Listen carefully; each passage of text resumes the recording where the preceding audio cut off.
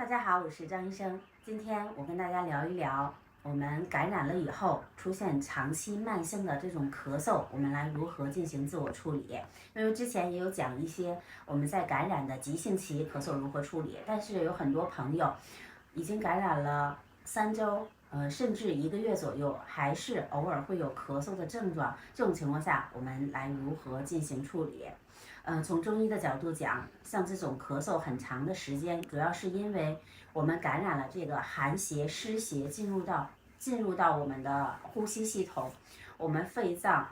因此受寒，然后肺气受到了损伤，导致这种寒湿没有办法完全的排出体外。